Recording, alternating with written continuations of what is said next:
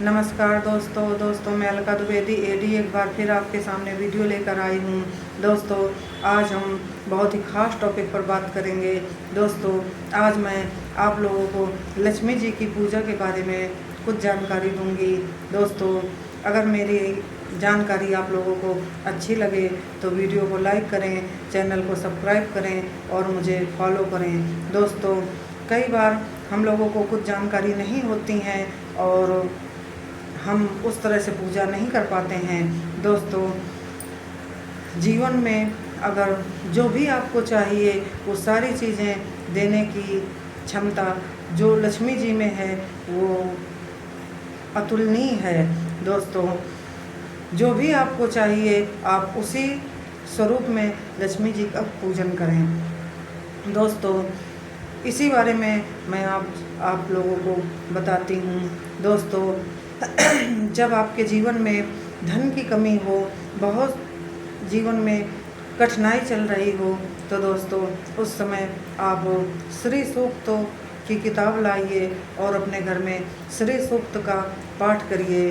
Daily पूजा में आपको श्री सूक्त का पाठ करना है। उसमें लक्ष्मी सूक्त, श्री सूक्त और पुरुष सूक्त मिलेंगे और ये तीनों का पाठ आपको करना है। अगर आप कर पाएँ तो संस्कृत में कर सकते हैं। अगर आप नहीं संस्कृत बोल सकते तो उसमें हिंदी में भी अनुवाद दिया जाता है, आप उस हिंदी के अनुवाद का पाठ कर सकते हैं। इसको करने से आपको सब तरह से धन धान वैभव सब कुछ मिलेगा। उसमें ऐसा कोई भी चीज़ नहीं है ऐसी जो आपको ना उपलब्ध हो जाए। इसलिए आप इसको करके देखिए। आप 1 महीने 1.5 महीने करेंगे और आपके जीवन में सुधार होने लगेगा। दोस्तों ये श्री सूक्त बहुत ही ज़्यादा प्रभावी है। आप इसको करके देखिए और फिर बताइए कि आपको क्या लाभ मिला। इसी तरह दोस्तों और भी लक्ष्मी जी के स्वरूप हैं, उनका पूजन करना चाहिए। दोस्तों जहाँ पर श्री सौभाग्य की आवश्यकता है, आपको अपना सौभाग्य बढ़ाना है, स्त्रियों को अपना सौभाग्य बढ़ाना है, वहाँ पर आप सौभाग्य लक्ष्मी का पूजन करें। इससे आपके सौभाग्य में वृद्धि होगी और सब तरह से आपके सौभाग्य का भाग्य का उदय होगा और आपका सौभाग्य बढ़ेगा।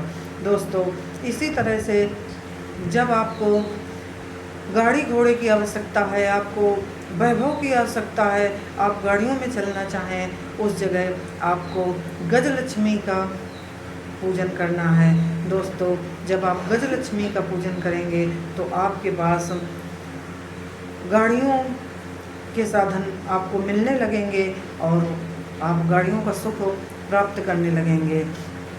दोस्तों इसी प्रकार जब आपके पास संतान ना हो तो इस अवस्था में दोस्तों संतान प्राप्ति हेतु तो आपको संतान लक्ष्मी की पूजा करनी है।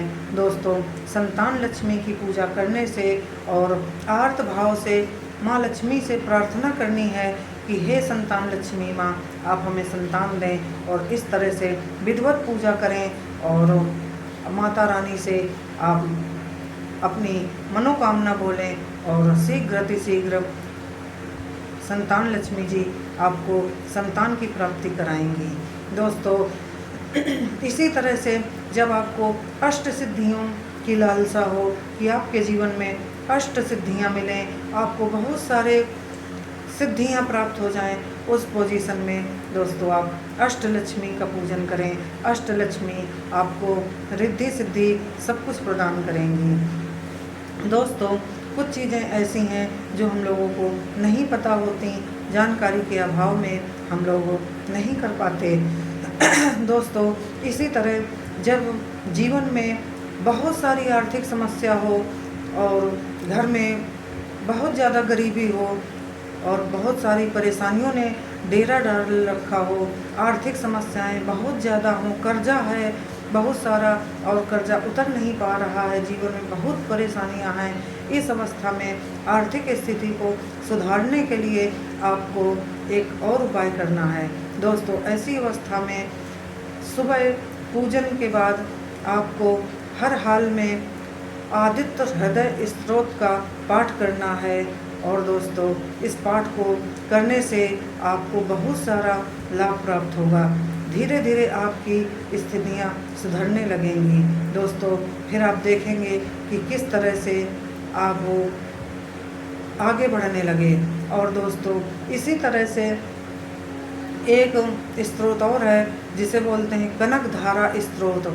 अगर दोस्तों आर्थिक समस्याएं ज़्यादा हैं तो आप कनक धारा स्रोत का आर्त भाव से पाठ करें। जब आप आर्त भाव से कनक धारा स्रोत का पाठ करते हैं तो दोस्तों धीरे धीरे आपके जीवन में बदलाव शुरू हो जाता है और ऐसी स्थितियां बनती हैं धीरे धीरे कि जो भी आपके जीवन में समस्याएं चल रही थीं वो ख़त्म होने लगती हैं और आपके जीवन में सब तरह से शुभता आने लगती है।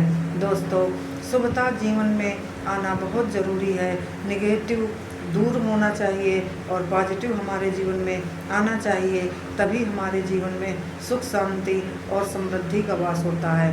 दोस्तों पूजन में ये चीज़ों का बहुत ध्यान देना चाहिए और इस तरह से आप लक्ष्मी स्वरूप का पाठ करेंगे। इस तरह से श्री सूक्त का पाठ, आदित्य हृदय स्त्रोत का पाठ और कनक धारा स्त्रोत का पाठ, ये पाठ ऐसे हैं कि जो जीवन में आपको धन वैभव से परिपूर्ण करने के साथ साथ आपको और भी सुख सुविधाएं देते हैं।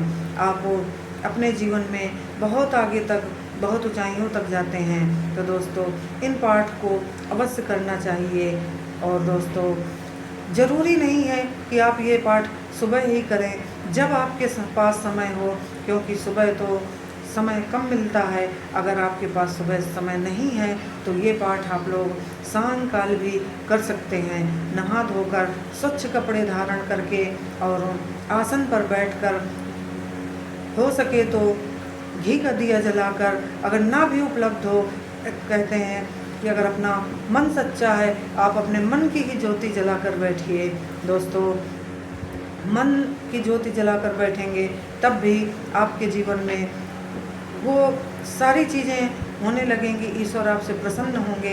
ईश्वर आपके भोग लगाने का नहीं इंतज़ार करते।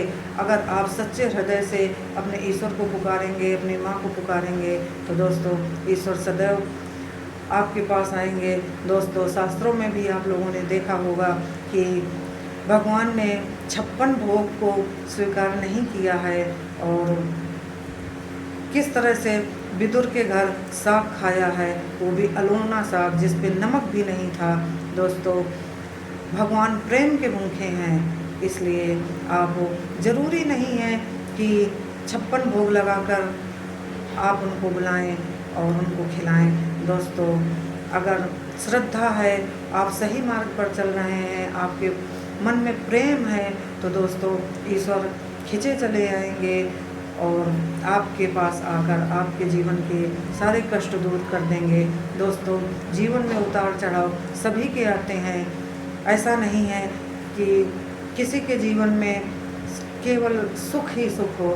दोस्तों सुख दुख का जोड़ा है।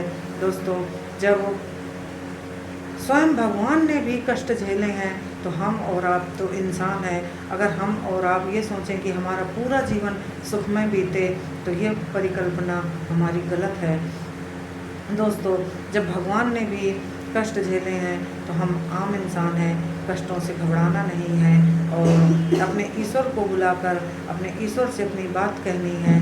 दोस्तों जिस तरह से ईश्वर ने कष्ट झेला और उसके बाद भी धर्म के मार्ग पर चले, और यही हम लोगों को आचरण अपनाना है कि कितना भी खराब समय आए अपने सत्मार्ग को छोड़ना नहीं है। धर्म के मार्ग पर चलते हुए अपने जीवन में आगे बढ़िए और अपने समय को, अपनी परिस्थितियों को सुधारने की कोशिश कीजिए। अगर मेरी बात से आप लोग सहमत हैं तो मुझे कमेंट में बताएं और मेरे वीडियो को लाइक करें, चैनल को सब्सक्राइब करें और मुझे फॉलो करें। जय श्री राम दोस्तों।